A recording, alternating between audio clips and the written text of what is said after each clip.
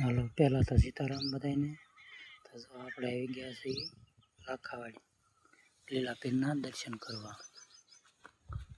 તો આ પીરની દરગાહ છે.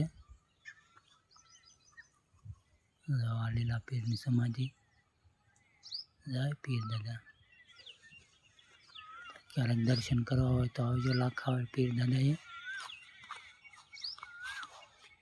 આ બાવળના ઝાડ છે. આ દરગાહ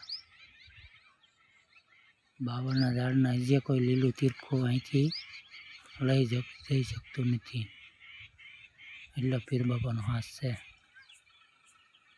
તો દર્શન કરવા હોય તો ક્યારેક આવજો લાખાવાડીના પાટિયા છે. જય પીર બાપા.